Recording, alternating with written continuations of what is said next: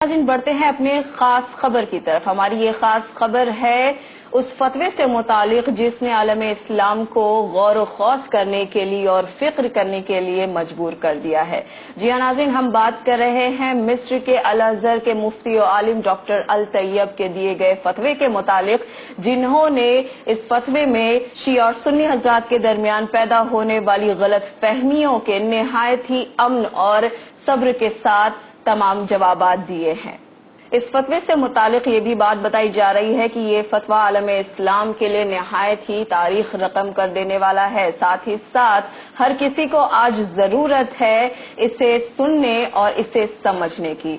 या नाज़रीन, हम बात कर रहे हैं पिछले दिनों इजिप्शियन चैनल पर दिए गए इंटरव्यू में बताए गए वो तमाम सवालात के जवाब जिन्हें दिए थे अल अज़हर के मुफ्ती और आलिम डॉक्टर अल तैयब ने। और इस टीवी चैनल पर पूछे गए ये सवालात और इनके जवाबात कुछ इस तरह थे। पहला सवाल, आपके मुताबिक क्या शिया अकायद में कोई परेशानी नहीं है? अल तैयब ने कहा, बिल्कुल नहीं, बल्कि 50 साल पहले शेख महमूद शलतूत, जो कि अल अज़हर के चांसलर भी थे, इन्होंने ये फतवा जारी किया था कि शिया फिक़्ह इस्लामी फिक़्हों का 5वां फिक़्ह है, जैसे 4 फिक़्ह इस्लाम में पहले से ही मौजूद हैं। दूसरा सवाल, हमारे बच्चे शिया इस्लाम से काफी मुतासिर हो रहे हैं, इसे अपना रहे हैं, ऐसे में हम क्या करें? ऐसे बच्चों को इस फिक़्ह को अपनाने दें, इन्हें तब्दील होने दें। क्या हम कुछ कहते हैं जब कोई मालिकी या हनफी जमात को छोड़ देता है? ये बच्चे बस चौथे फिक़्ह को छोड़कर 5वें फिक़्ह को अपना रहे हैं, जो कि लायक़े तनक़ीद नहीं है। शिया अब हमारे रिश्तेदारों में से होते जा रहे हैं, इनके बच्चे हमारे बच्चों से निकाह कर रहे हैं, इस पर आप क्या कहेंगे? इन्होंने जवाब दिया, इसमें गलत क्या है, निकाह हम मजहब से जायज है। फिर सवाल किया गया, ऐसा कहा जाता है कि शिया हजरात के पास अलग कुरान मजीद है। इस पर इन्होंने जवाब दिया, ये तमाम दकियानूसी बातें हैं और गलत फहमियां हैं, और ना ही इनका कुरान हमसे अलग है और ना ही इन कुरान की सूरह अलग हैं हमारी कुरानी सूरों से। 23 सऊदी अरब के उलमा ने फतवा जारी किया है कि शिया काफिर हैं। अल तैयब ने जवाब दिया, मुसलमानों के लिए फतवे जारी करने की अल अज़हर के पास ही अथॉरिटी है, इसलिए इसके अलावा जारी होने वाले सारे फतवे बेमायनी और जाली हैं।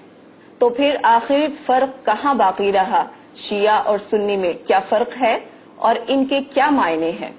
अल तैयब का जवाब था, ये तफर्रुकात बैरूनी साजिशों की पॉलिसीज हैं जो शिया और सुन्नी हजरात में फसाद फैलाना चाहती हैं। इनका अगला सवाल, मेरे पास निहायत संजीदा सवाल है, और वो ये कि शिया हजरात अबू बकर और उमर को नहीं मानते, तो फिर आप कैसे कह सकते हैं कि ये मुसलमान हैं? अल तैयब ने जवाब दिया, हाँ, ये हजरात नहीं मानते, पर क्या अबू बकर और उमर को मानना इस्लामी कवानीन में शामिल है? अबू बकर और उमर की कहानी तारीखी है, इनका इस्लाम के बुनियादी अकायद और कानून से कोई लेना देना नहीं। इन सवालात पर हैरत ज़दा होते हुए एक और सवाल किया गया कि शिया हजरात का बुनियादी मसला है, और वो ये है कि शिया हजरात कहते हैं कि इनका इमाम वक्त 1000 सालों से अब भी जिंदा है।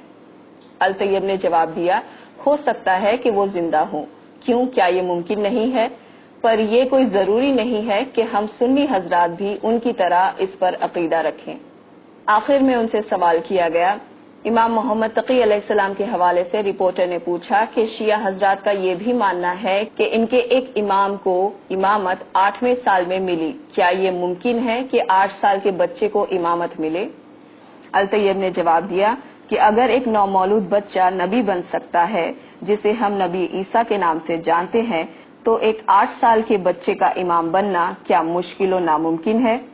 और ये बात कोई अजीब भी नहीं, हालांकि हम अहले सुन्नत हजरात इसे तस्लीम नहीं करते, पर शिया हजरात का ये अकीदा इस्लाम से बाहर का नहीं है और ना ही इस्लाम को इससे खतरा है, और ये हजरात मुसलमान हैं।